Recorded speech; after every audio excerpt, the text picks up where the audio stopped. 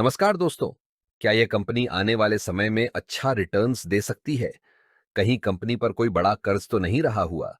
क्या कंपनी नुकसान में तो नहीं चल रही? क्या समय के साथ कंपनी में से बड़े इन्वेस्टर बाहर तो नहीं निकल रहे? इन सवालों के जवाबों के लिए हमें कंपनी के पिछले कुछ सालों की रिपोर्ट्स का अवलोकन करना होगा। दोस्तों, आपसे एक अनुरोध रहेगा कि अगले 4 से 5 मिनट इस वीडियो को बैकग्राउंड म्यूजिक के साथ ध्यान से देखें, जिससे आप खुद समझ सकेंगे कि कंपनी में कितनी मात्रा में और कितने समय के लिए होल्ड करना एक बेहतर विकल्प हो सकता है।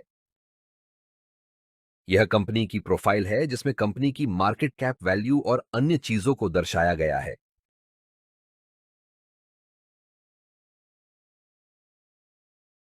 कंपनी के स्टॉक की वैल्यू में होने वाले बदलाव को ग्राफ के माध्यम से देख सकते हैं और इससे अंदाजा लगाया जा सकता है कि कंपनी के स्टॉक वैल्यू में कितना फेरफार हुआ है।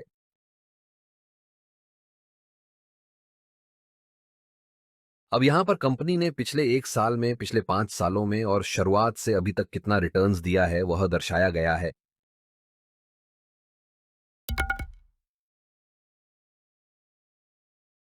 दोस्तों, अब हम कंपनी की फाइनेंशियल रिपोर्ट को देख लेते हैं कि कंपनी कितना रेवेन्यू और प्रॉफिट बना पा रही है। क्योंकि कंपनी को आगे बढ़ने के लिए अच्छा प्रॉफिट बनाना भी जरूरी होता है, तो नीचे की रिपोर्ट पर ध्यान दे।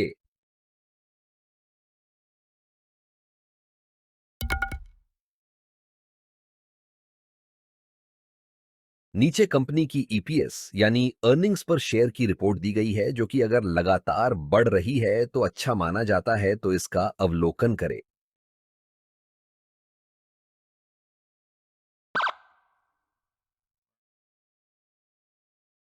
नीचे कंपनी की डीपीएस यानी डिविडेंड पे आउट रेशियो को दर्शाया गया है।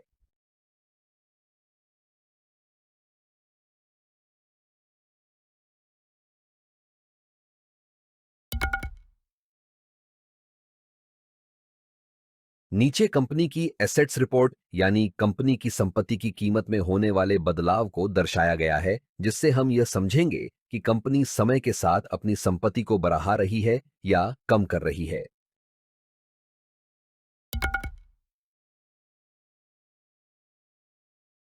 नीचे कंपनी की कैपिटल एक्सपेंडिचर्स की रिपोर्ट को दर्शाया गया है, जो अगर समय के साथ बढ़ता है तो यह कंपनी की ग्रोथ के लिए अच्छा माना जाता है।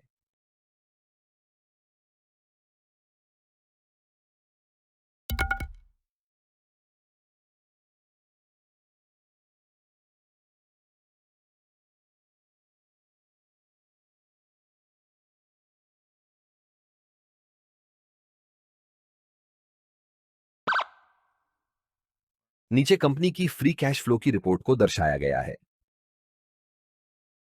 नीचे कंपनी के द्वारा दिए गए पिछले 5 डिविडेंड की रिपोर्ट्स का अवलोकन करें और जाने कि कंपनी डिविडेंड के मामले में कैसी रही हुई है।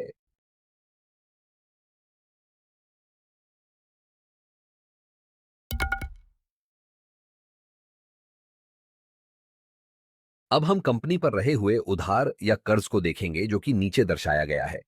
अगर यह समय के साथ कम हो रहा है तो अच्छा माना जा सकता है, पर अगर लगातार बढ़ रहा है तो वह अच्छा संकेत नहीं माना जाता।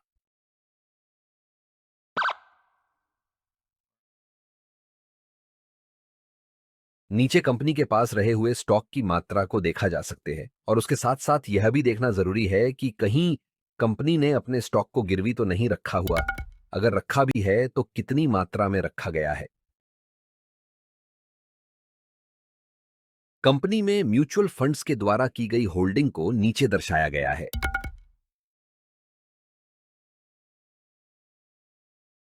कंपनी में अदर डोमेस्टिक इंस्टीट्यूशंस के द्वारा की गई होल्डिंग को नीचे दर्शाया गया है। कंपनी में फॉरेन इंस्टीट्यूशंस के द्वारा की गई होल्डिंग को नीचे दर्शाया गया है।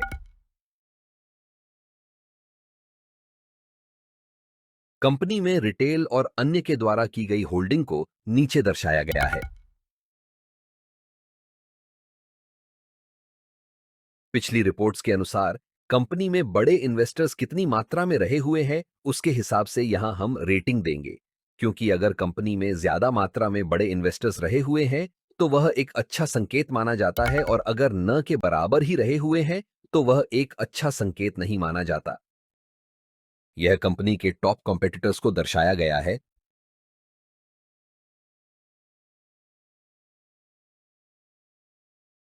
कंपनी में कुछ पॉपुलर प्लेटफॉर्म के द्वारा बताए गए रिस्क को नीचे दर्शाया गया है।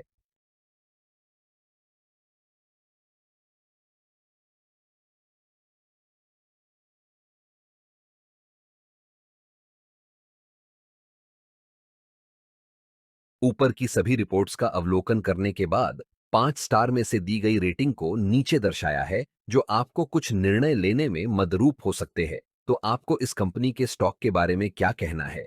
हमें कमेंट जरूर करें।